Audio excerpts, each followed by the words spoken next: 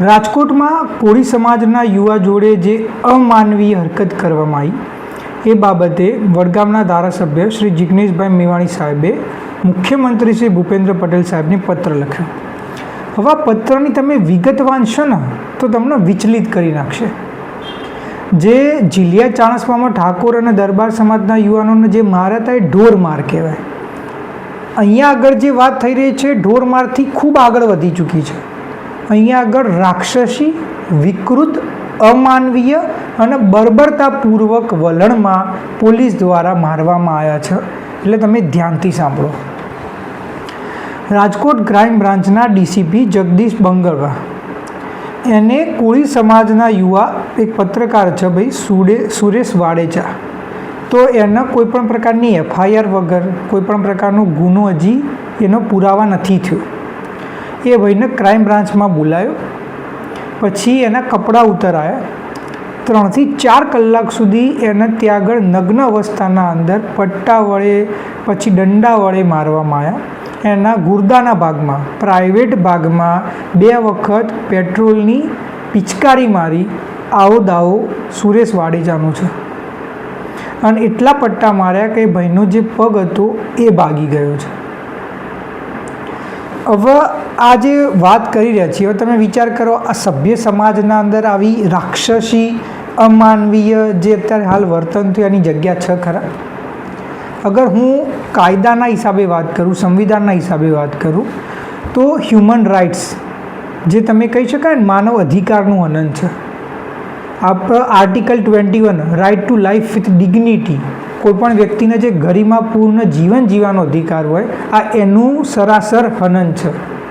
અને સાથે સાથે તમે વાત કરી શકો જે ડી બાસુ કેસ હતો, ડી બાસુ કેસ જે સુપ્રીમ કોર્ટે જજમેન્ટ આપ્યું હતું D Basu versus state of બેંગાલના અંદર, કે જેમાં એવું સ્પષ્ટ લખેલું છે કે કોઈપણ પોલીસ કર્મી હોય તો એ વ્યક્તિને એનું કામ છે કે ભાઈ એને પકડવું. તમે એના જોડે જે કસ્ટોડિયલ જે ટોર્ચર કરો છો, જે બર્બરતાપૂર્વક વલણ કરો છો, જે ઢોર માર મારો છો, એ કરવાની સત્તા કોઈપણ પોલીસ અધિકારી જોડે નથી. અને આ બધું હોવા છતાં ત્યાં આગળ તમે જોઈ શકો છો કે શું કરવામાં આવ્યું. હવે અહીંયા સૌથી પહેલો બીજો પ્રશ્ન શું થાય કે આ બધું થઈ ગયું, પેલો ભાઈ ત્યાં આગળ ક્રાઇમ બ્રાન્ચમાંથી હોસ્પિટલમાં ગયો, ત્યાં દાખલ થઈ ગયો અને ત્યાં આગળ જઈને એને એમ કહ્યું કે ભાઈ આ વસ્તુની રજૂઆત કરીએ, ડૉક્ટર સામે કરી, પોલીસવાળા જે આ એમના સામે કરી. તો કારણ કે આ જે ગુનો કરવાવાળો વ્યક્તિ એક આઈપીએસ ઓફિસર હતો, એટલે એની કોઈપણ પ્રકારની જે એને અપીલ કરી કે એને જે ગુનો દાખલ કરવાનો પ્રયત્ન કર્યો તો એ દાખલ કરવામાં જ ના આવ્યો. હવે સૌથી પહેલો પ્રશ્ન એ થાય કે તમે જ્યારે ગરીબ વર્ગની વાત આવે, ચાહે ગરીબ ઠાકોર હોય કે ચાહે કોઈ કોળી સમાજનો હોય, દલિત હોય, આદિવાસી હોય, ઓબીસીમાં આવતા વિકાસથી વંચિત સમાજનો વ્યક્તિ હોય, તો એ વખતે પોલીસ એકદમ શૂરવીર, બાહોશ, સિંઘમ થઈ જાય અને ઢોર મારવાનો હોય, જે કરવું પડે બધું જ કરે. ગુનો હોય કે ના હોય બીજી વસ્તુ. અને બીજી બાજુ એવા પણ તમને મુદ્દાઓ જોવા મળશે, જેમ કે રક્ષિત ચોરસિયા, 23 વર્ષનો યુવાન કે જે નશામાં ધૂત હતો અને એને એક્સિડન્ટ કરી અને ત્યાં આગળ થોડા લોકોને મારી નાખ્યા કોઈ ભૂલ વગર, અને અનધર રાઉન્ડ બૂમો પાડતો હતો અને અત્યારે હાલ બહાર બેલ ઉપર ફરી રહ્યો છે. એ જ રીતે તમે વાત કરો તો સુરતના અંદર પેલા કોણ હતા ભાઈ મિત્ર જૈનમ શાહ, ત્યાં આગળના બહુ મોટા બિલ્ડરના કે કોઈ ઉદ્યોગપતિના છોકરા છે, તો એ પોલીસના અમુક મારામારી સુધી આવી ગયો હતો અને માફીનામું લખાઈને પોલીસે એને છોડી દીધો. પછી સોશિયલ મીડિયા ઉપર બવાલ થયો એટલે પછી એનો કથિત વરઘોડો કાઢવામાં આવ્યો. એમાં કંઈ માર્યો તો નહોતો જ. તો મારો પ્રશ્ન એ છે કે જ્યારે આવા બહુ મોટા પૈસાવાળા લોકો હોય, ઓળખીતા ખ્યાતનામ વ્યક્તિઓ હોય, તો એ સમયે ત્યાં આગળ પોલીસનું કંઈ નહીં ચાલતું.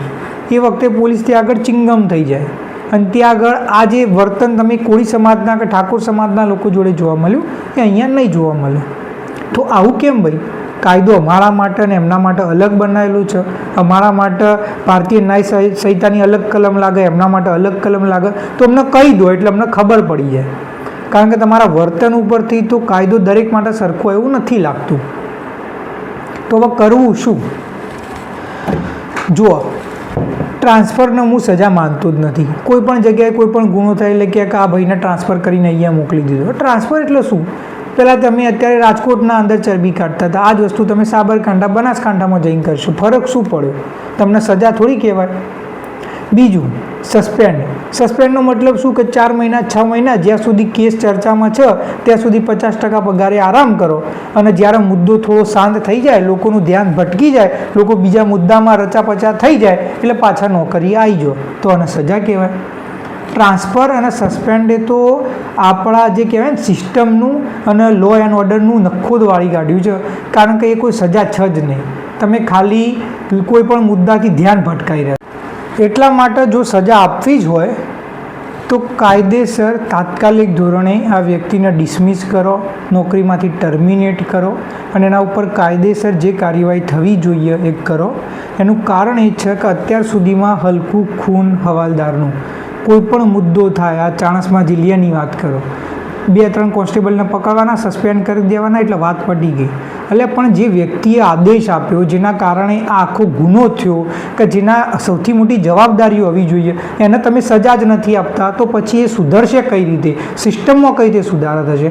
અને એટલા માટે અહીંયા જે આઈપીએસ છે એ જવાબદાર છે, અને એટલા માટે એને ટર્મિનેટ કરો, નોકરીમાંથી નીકાળો, અને તો જ બીજા લોકોને ભાન પડશે અને આવા કોઈપણ પ્રકારના અમાનવીય કૃત્યો ભવિષ્યમાં નહીં થાય.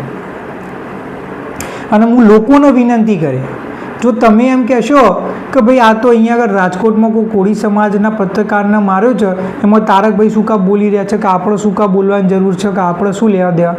તો મારા ભાઈ લેવા દેવા તો તમારા મારા કંઈ નથી, પણ જ્યારે તમે આવી હરકતો થતી હશે ને ત્યારે તમે અવાજ નહીં ઉઠાવો, અને પછી જ્યારે તમારો વારો આવશે ત્યારે લોકો એ જ કહેશે કે ભાઈ આમના જોડે થઈ રહ્યું છે, અમારે શું લેવા દેવા? અને ત્યારે તમે લોકો જોડે મદદ માંગવા જશો અને કોઈ મદદમાં નહીં આવે, અને એ વખતે તમને રોતાય નહીં આવે. એટલે જ્યારે દરેક જગ્યાએ પોતાનો સ્વાર્થ ના જોવાનું હોય, કોઈ પણ જગ્યાએ ખોટું થતું હોય એને રોકશો, ત્યારે તમે પોતાના જાતે ખોટું થતું હશે તો લોકો મદદમાં આવશે, બાકી હેરાન થતા હશો અને લોકો મજા લેતા જ હશે. એટલે આ વસ્તુ જેટલી જલ્દી સમજશો એટલું સારું હોય. અને આટલા મહત્ત્વના મુદ્દા વિશે જેટલા પણ લોકોએ સરકારમાં રજૂઆત કરી, આંદોલન કરી રહ્યા છે, પછી એ જિગ્નેશભાઈ મેવાણી સાહેબ હોય કે પછી દરેક વ્યક્તિ જે આમાં પોતાનાથી થઈ શકતા પ્રયત્ન કરી રહ્યો, દરેકને મારું વંદન છે, દરેકને મારું નમન છે. અને આપણે આવી જ રીતે અન્યાયની સામે લડતા રહેવું જોઈએ, પછી ઓબીસી વર્ગીકરણનો મુદ્દો હોય કે પછી આ અમાનવીય રીતે વર્તનનો. કાલ કોળી સમાજનો યુવા છે, આજ બીજા દિવસે ઠાકોર સમાજનો હોઈ શકે છે, ત્રીજા સમયે આદિવાસી દલિત હોઈ શકે છે. એટલે બોલવું હોય તો આજે બોલો. જય માતાજી.